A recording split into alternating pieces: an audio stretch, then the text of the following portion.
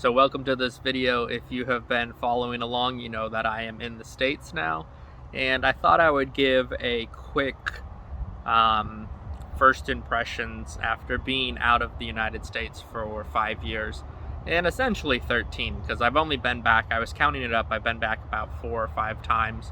This is, I think, my 5th time I've been back in the United States after living in China for 13 years. So, I have a story to tell.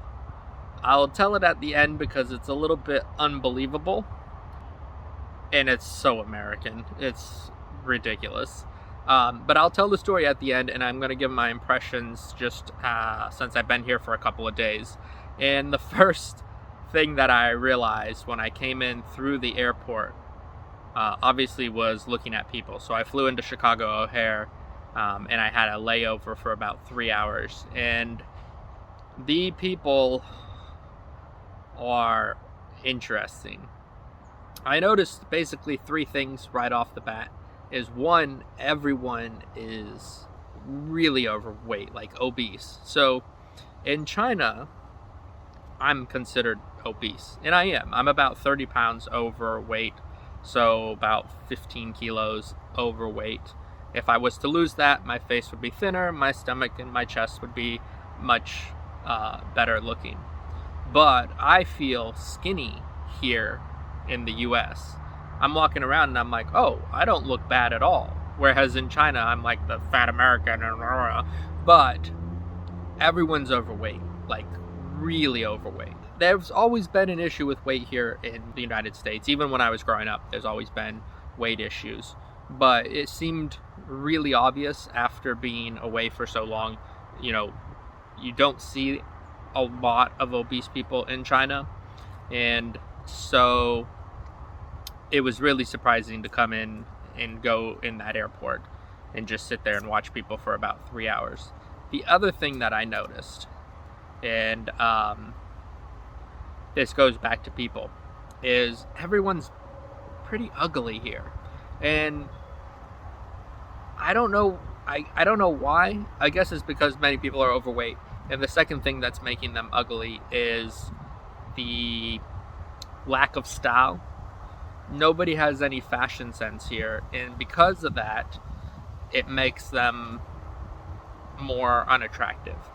And so most people are in hoodies. I mean, I wear my hoodies, but I'm also an American. I don't have much style. But whenever I go to Europe, everybody's stylish, nice clothes, they look great, skinny, healthy looking. I go anywhere in Asia. If you go down to Shanghai, even here in Beijing, well, I'm not in Beijing, but in Beijing, many of the women, beautiful, very fashionable.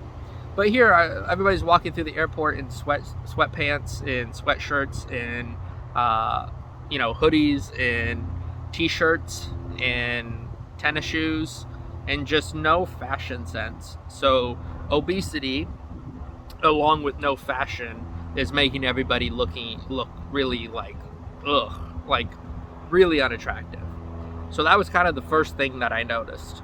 The second thing I noticed was prices are out of control.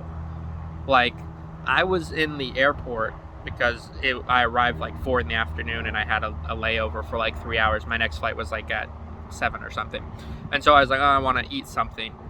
And they were charging for a very simple turkey sandwich that had like a piece of turkey, a piece of cheese, maybe a tomato and a lettuce, and like on a focaccia bread, like just a kind of a roll. $12.99. $12.99 for that. In the Coke, like if you wanted a Coke or a soda or a Sprite or something like that, it was like $4.99. So the prices were a little bit wild, especially in the airport. Luckily, since I went to the Walmart, in the Walmart, the prices were still pretty, it seems like it's hit and miss. So some things were still pretty cheap, or hadn't changed a lot, and other items had gotten far more expensive. So I remember growing up, you could get a 2-liter of Coke for like $1. It was like 99 cents. Now that's like $2, so it's like $1.99. So that's basically doubled in price since 13 years ago, maybe even 5 years ago.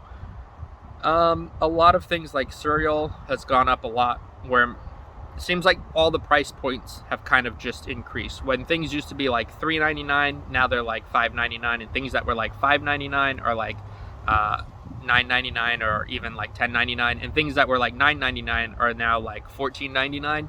So everything has gone up, just kind of gone up with inflation, which is in line with what everybody has talked about. Of course, some things were still cheap, so I got carrots, like a bag of carrots for like not even $1. It was like 67 cents. So some things haven't gone up, but other things have gone up. So I've been walking around for a little bit and haven't seen too many security features or security gates in this Walmart, so that's a good sign. I think some of the stuff that we've seen on social media is exactly that, just showing the extreme. Some of these power tools, obviously a higher end stuff, you know, $100. Some of these items are $100, $200 are tied down, and they have some of the security things on the boxes. But overall, I've been walking around and I haven't seen too many security features, which is good because I was afraid that maybe that was everywhere, but not in this smaller town where my parents live. Even though this is a giant Walmart, it's really, really wild. On top of that, it's a little bit interesting because the city that my parents live in is not very populated, so it's interesting to go out and there's not a lot of traffic, there's not a lot of people. That's a big difference. Of course, my dad said that this city is expected to have around 1 million new people in the next 2 to 3 years, and there's a lot of development going on. Another thing that I noticed when I was going through the airport was everything seemed a little run down, and then when we were driving, because we've been driving around different places, I spent some time at my sister's house. Driving around, everything seems very just run down. There doesn't seem to be a lot of like new development, at least from the area that I'm in. It just seems a little bit like these strip malls, you know, Publix and like auto parts, like Pep Boys or something like that, and some other like kind of strip mall type stuff. So that hasn't changed much, but it does feel like nothing's necessarily progressed in the last 5 years or the last 13 years.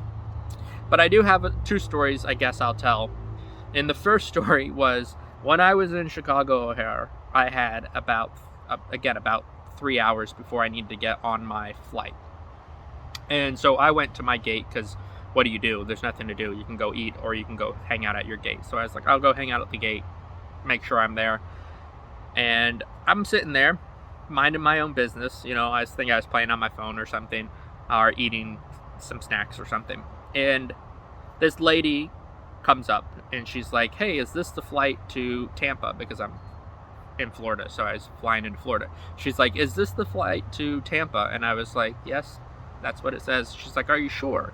And I'm like, yeah, it says it. It's, you know, you can read it for yourself. It says it's going to Tampa.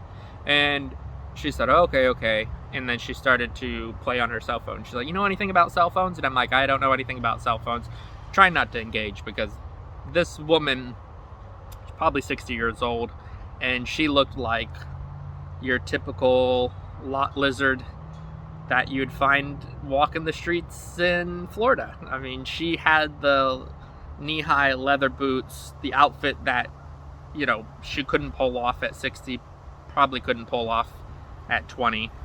And just that personality that you're like, oh, this woman's trouble. And she's like, well, my phone's not working and I'm trying to get in touch with my son. And she's like, I'm going down to Tampa because he was arrested for drug use. And I was like, oh, I don't know anything about phones. I'm sorry about your son. And she's like, yeah. She's like, so why are you here so early? And I was like, making up some excuse. I'm like, well, you know, when you go through the TSA, you know, to get through security, sometimes it takes a long time. And she's like, oh, yeah, I know. And she's like, how was it? And I was like, it was fine. She's like, kind of looked at me, gave me this look, and she's like, look what I got. And I was like, oh Jesus. And she pulls out something from her pocket, and I was like, what's that? She's like, it's a pipe. I was like, it's a pipe? What do you mean it's a pipe? What do you mean it's a pipe? And she's like, oh, see this zipper on my shirt? they thought when they did the metal detector, they thought it was my zipper and not my pipe. She's like, you want a hit? I'm like, no, I don't want drugs. I don't want a hit of your pipe. I was like, what is it? She's like, it's marijuana. And I was like, oh, well, okay.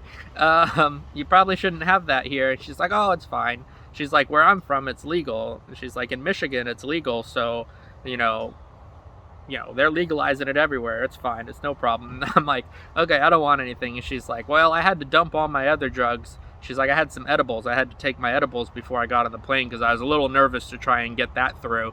Thought they might take that from me. So this woman, high as a kite, just took a bunch of edibles maybe a few hours before because she had flown in from Michigan into Chicago and then from Chicago to Tampa, trying to get her son out of jail, bail him out of jail in Florida for drug issues, and about to get on a plane with drugs. And I was like, okay, I'm gonna go eat.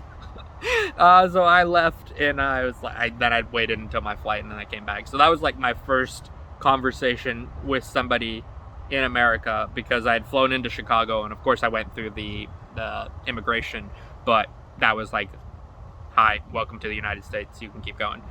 So that was like my first conversation with somebody, was literally somebody offered me drugs. Now, I doubt you guys will believe that, but it definitely happened, and it was wild. Second thing, when I was in Chicago O'Hare, I'd gone to the bathroom because, get off the plane, you go to the bathroom. And in the bathroom, there was this, like, sink. In typical sink, it had a soap dispenser, it had the faucet, and then on the side, all in the same sink, it had a hand dryer, so it would blow air.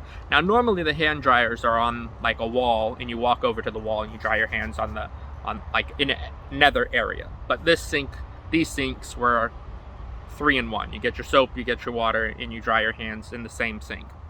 I didn't think anything of it. I left, and I was sitting waiting for the flight, and 2 guys had showed up. So an older guy and his son was sitting with their bags, and the dad went off to the bathroom. And then he comes back, I just happened to be overhearing it. He comes back and he's like, oh man, those bathrooms. And son's like, what? He's like, man, that sink, it's so high tech. It's like fancy. And I literally turned my head and I was laughing, because basically in America, high tech is you have a hand dryer in the sink.